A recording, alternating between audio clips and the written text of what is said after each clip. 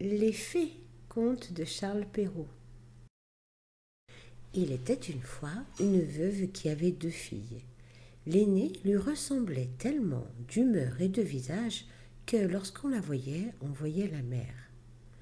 Elles étaient toutes les 2 si désagréables et si orgueilleuses qu'on ne pouvait pas vivre avec elles. La cadette était le vrai portrait de son père pour sa douceur et son honnêteté. Et avec cela, une des plus belles filles qu'on eût pu voir. Comme on aime naturellement son semblable, cette mère était folle de sa fille aînée et en même temps avait une aversion effroyable pour la cadette.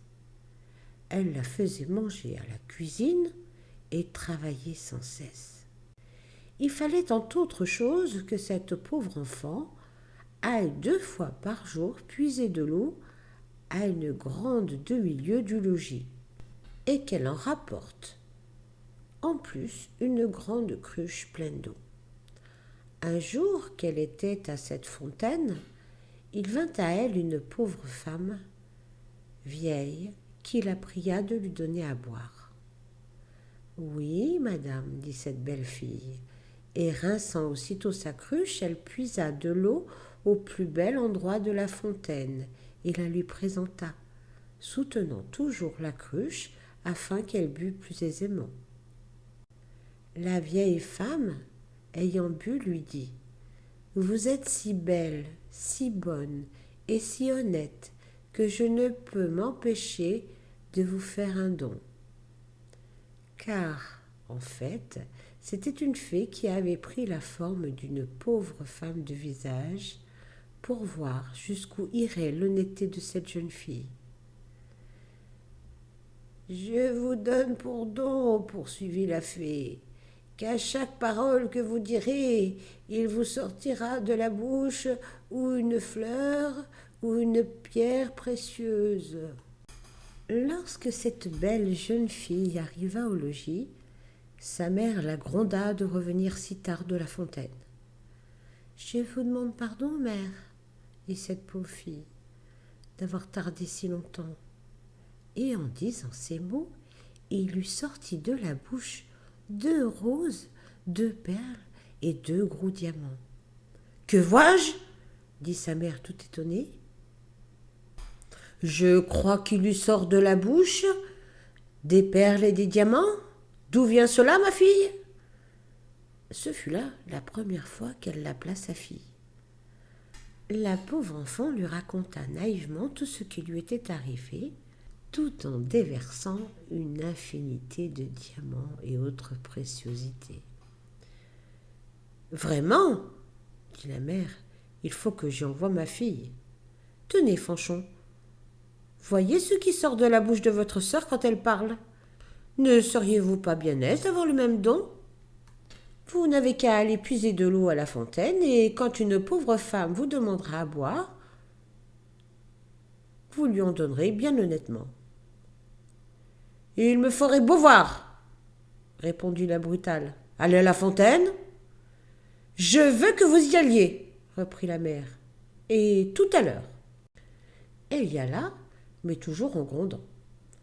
Elle prit le plus beau flacon d'argent qui fut dans le logis.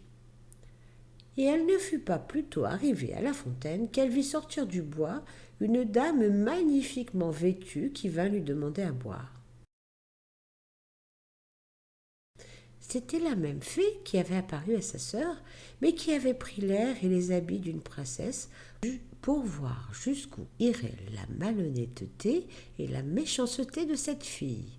« Est-ce que je suis venue ici, lui dit cette brutale orgueilleuse, pour vous donner à boire ? Justement, j'ai apporté un flacon d'argent tout exprès pour donner à boire à madame. J'en suis d'avis, buvez à même si vous le voulez. » « Vous n'êtes guère honnête, reprit la fée sans se mettre en colère. Eh bien, puisque vous êtes si peu obligeante, je vous donne pour don qu'à chaque parole que vous direz, il vous sortira de la bouche ou un serpent ou un crapaud. » Lorsque sa mère l'aperçut, elle lui cria « Eh bien, ma fille !»« Eh bien, ma mère !»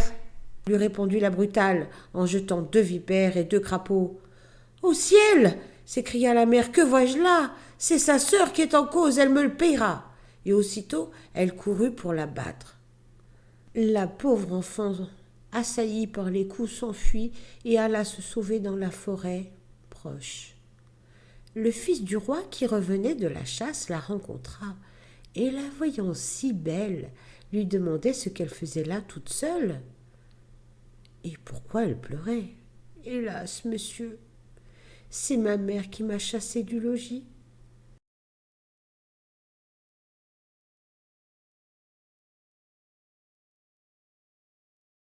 Le fils du roi, qui vit sortir de sa bouche 5 ou 6 perles et autant de diamants, la pria de lui dire d'où cela lui venait.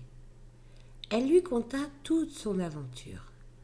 Le fils du roi en devint follement amoureux, et considérant qu'un tel don valait mieux que tout ce qu'on pouvait donner en mariage à un autre, l'emmena au palais du roi son père, où il l'épousa. Pour sa sœur, elle se fit tant haïr que sa propre mère la chassa de chez elle, et la malheureuse, après avoir bien couru sans trouver personne qui voulût la recevoir, elle alla mourir au coin d'un bois. Le fils